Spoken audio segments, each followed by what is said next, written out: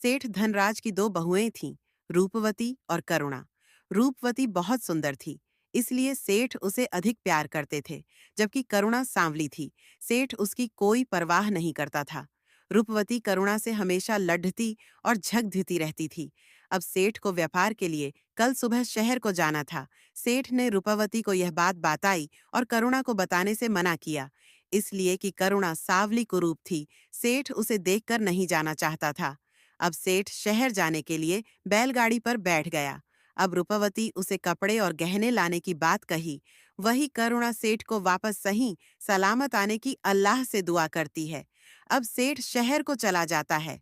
अब रूपवती करुणा से घर की सारी काम काज कराती, अपनी बाल में कंघी करवाती और करुणा को मारती पीटती है। एक दिन करुणा अपमान से तंग आकर जंगल चली गई। वहां उसने एक पुराने पेड़ के नीचे गिरी गंदगी साफ की और एक झुके केले के पेड़ को सीधा किया। तभी एक साधु बाबा मिले और उसे पास के कुएं में स्नान करने को कहा। करुणा ने जैसे ही डुबकी लगाई, वह अत्यंत सुंदर हो गई। उसकी त्वचा निखर गई और बाल घने हो गए। लौटते समय उसे पेड़ से मीठे फल और केले के पेड़ से आशीर्वाद मिला। करुणा घर आई तो रूपवती उसे देखकर दंग रह गई। फिर उसने करुणा से सुंदर होने का राज पूछी। अब रूपवती भी जंगल पहुंची, लेकिन उसने न तो गंदगी हटाई और न ही केले के पेड़ को सीधा किया।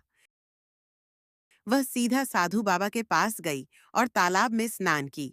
पहली डुबकी में वह और सुंदर हो गई, लेकिन अधिक सुंदर बनने के लालच में दूसरी डुबकी लगाई, जिससे वह पहले से भी अधिक कुरूप हो गई।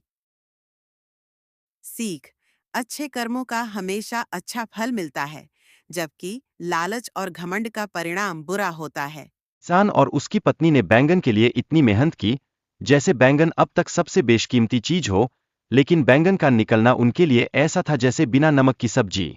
निराशा तो बस इतनी बड़ी थी कि कोई भी आकर कहता, अरे भाई, सब्र करो। तो किसान को लगता, सब्र का क्या? सब्र तो अब जाकर भगवान के पास भी नहीं मिलेगा। किसान और उसकी पत्नी ने एक दूसरे को देखा जैसे बॉलीवुड के सितारों ने कोई नया डांस स्टेप सीखा है। यह आवाज उनके लिए एक नई कहानी का बड़ा मोड़ बन गई। अब तो सब्जी नहीं, एक बड़े शो का आगाज हो चुका था।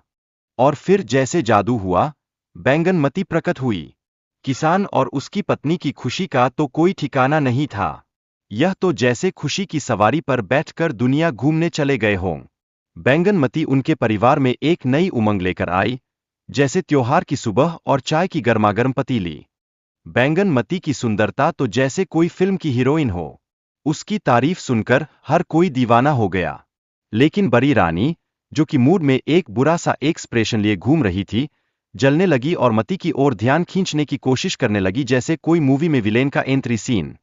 अब जब बड़ी रानी ने बार बार बैंगन सुंदरी से उसकी जान के बारे में पूछा, तो छोटी रानी की तो बोलती बंद हो गई। उसे लगा, अरे, ये क्या हो रहा है? यह तो उसकी निजी बातें थीं, लेकिन बड़ी रानी तो जैसे हर बात में टांग अड़ा रही थी। छोटी रानी ने अपनी जान के स्थान को छिपाने की कोशिश की, लेकिन बड़ी रानी की जिज्ञासा तो जैसे नदी की लहरें थीं, उसे रुका नहीं जा सकता था। यह एक रेहे से बन गया, जैसे स्कूली प्रोजेक्ट में पेपर पर गोंद की एक परत जमी हो। फिर छोटी रानी ने राजा से कहा, अगर मैं मर गई, तो मेरी लाश को जलाना नहीं चाहिए। और ये सुनकर तो बड़ी रानी की चेहरे पर चिंता की लकीरें आ गईं, जैसे स्कूल में होमवर्क ना करने पर जगह से चीत्कारें सुनाई देती है। बड़ी रानी ने छोटी रानी के रहस्य को जानने के लिए उसे धमकाया। अंततः छोटी रानी ने अपनी जान का स्थान बताया जैसे कोई बच्चे ने अपने खेल का राज खोल दिया हो। यह तो किसी जासूसी फिल्म का सीन लग रहा था। छोटी रानी ने अपनी जान की सुरक्षा के लिए एक संदूक और माला का जिक्र किया। और यह संदूक राजा के खेत के पास कुएं में छिपा था, जैसे वह गुप्त ठिकाना हो और हर किसी को इस पर गूढ़ता की फिल्म देखने का इंतजार हो। राजा ने बैंगन सुंदरी के लिए एक मकान बनवाने का निर्देश दिया, ताकि वह सुरक्षित रह सके। जैसे बड़े परिवार में टोकरी में एक खास अंडा रखा जाता है और सब उसकी देखरेख करते हैं। राजा को बैंगन सुंदरी की यादें सताती रहीं। वो सोचते रहे, क्या वो फिर से जीवित होगी? ऐसा लगा जैसे राजा ने पुरानी फिल्म देख ली हो जो बार बार उनकी आंखों के सामने आ रही हो। एक दिन राजा ने मकान के अंदर से बच्चे के रोने की आवाज सुनी। यह आवाज सुनकर उसने सोचा, क्या अब मुझे एक नया गाना गाने का मौका मिलेगा? यह तो जैसे पुरानी कहानी में एक नया ट्विस्ट आ गया हो। बड़ी रानी का माला से जुड़ा रहस्य और उसकी मां की स्थिति ने कहानी को जटिल बना दिया। यह तो जैसे परिवार की डिनर टेबल पर कोई चर्चा हो रही हो, जहां हर कोई अपनी बात कहता है। राजा की चिंता और छोटे बच्चे की जिद ने कहानी में एक महत्वपूर्ण मोड़ उत्पन्न किया।